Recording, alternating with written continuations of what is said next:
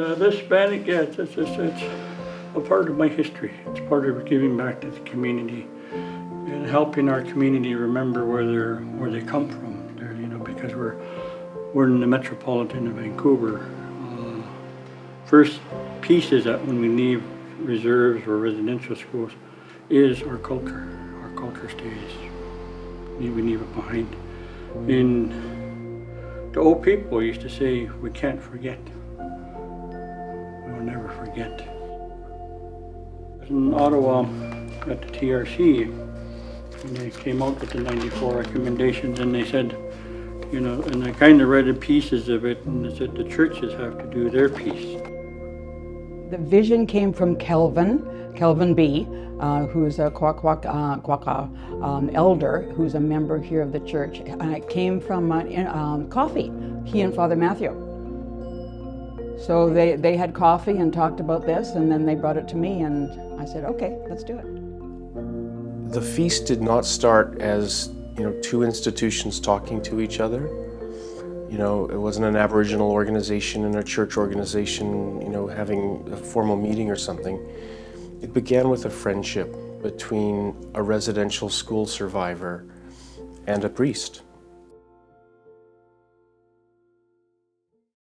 So today we're decorating the hall.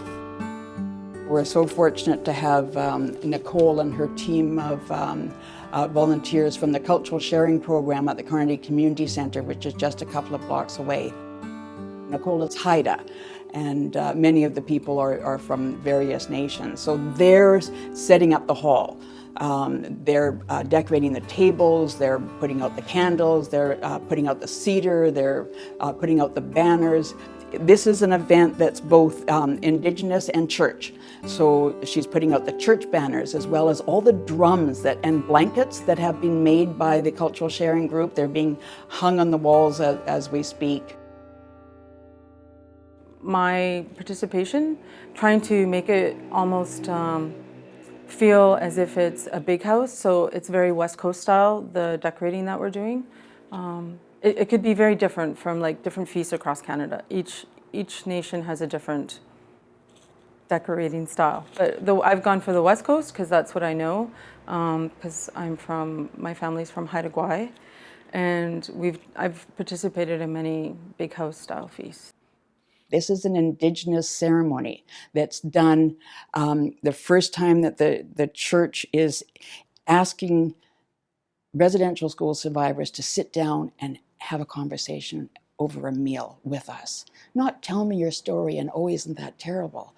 No, we've done that. This is the time for moving forward. Let's start a relationship that is as equal as possible. This is where Yvonne came in.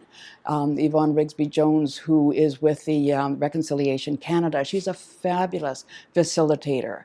And we did 2 sessions with the settlers here in the church and all the volunteers to prepare them for intercultural conversations in a respectful way without dominating.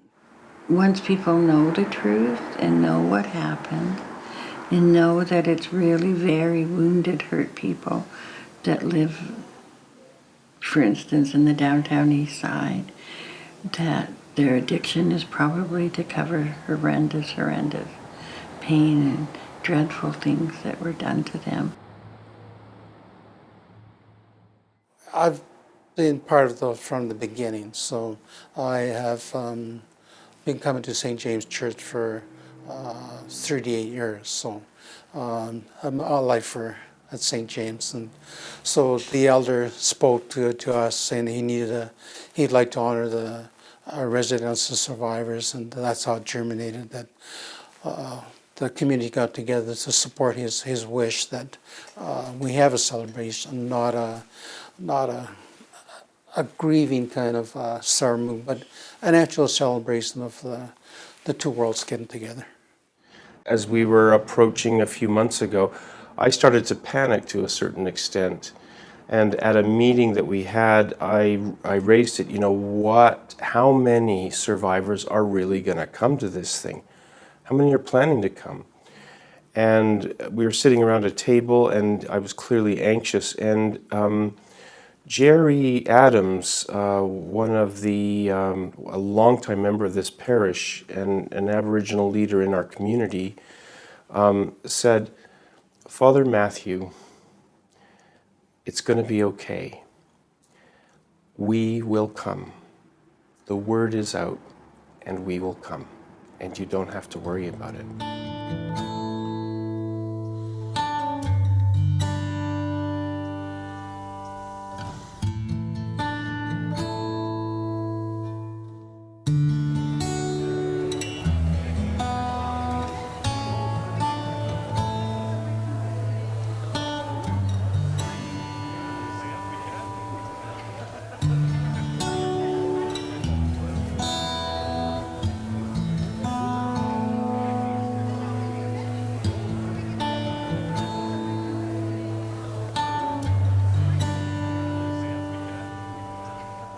As we're all visitors to this great nation, this territory, the Coast Salish, it's my privilege to welcome you here today, especially those of you who have served time, I call it time, in residential schools. This is your day.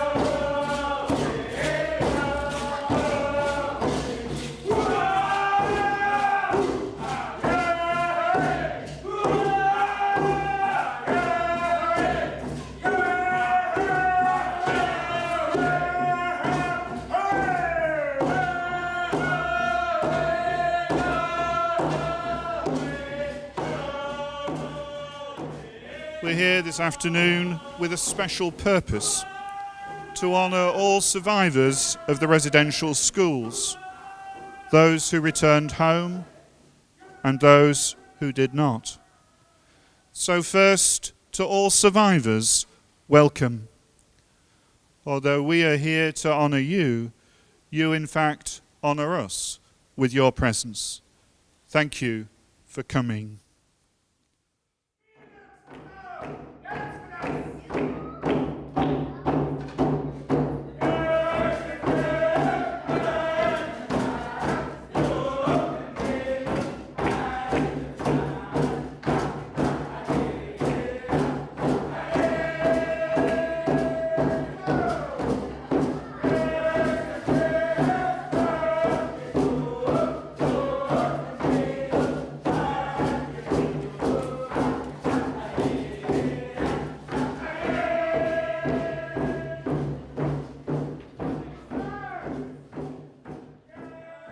I'm very pleased to be a part of this event.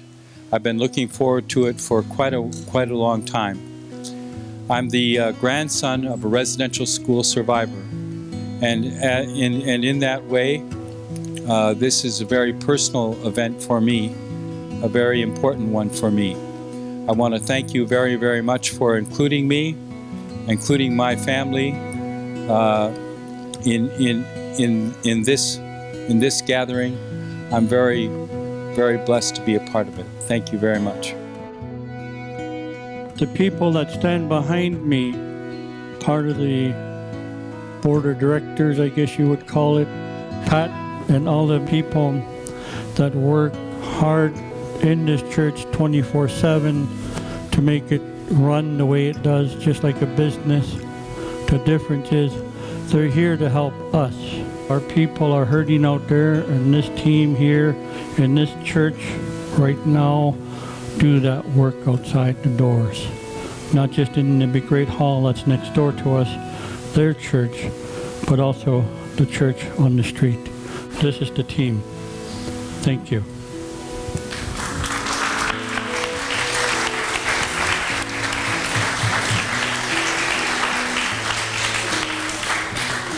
It was really a wonderful demonstration, and to have the kindness of the congregation who are so willing to learn and to be here. I believe Calvin's vision was accomplished. Wonderfully. I think it was a great thing for the church and a great thing for the community. This is a first for the church, and I hope to see this be replicated across Canada, because I think it's really important. And I'm excited. I'm excited to see what the future holds. If these people can see it, the rest of Canada can see it and feel it. And my hope and prayer is that people will do that.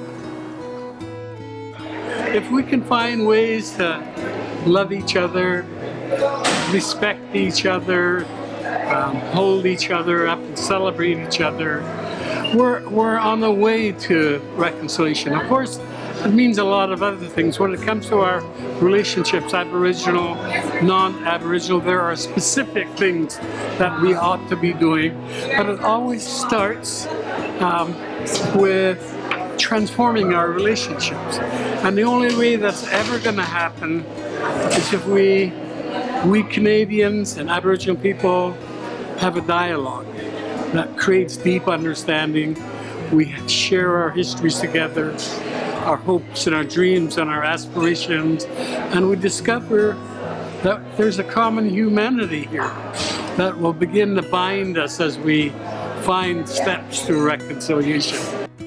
We did this, and we did it by taking this step, and then this step, and then this step, and you just start one step after the other.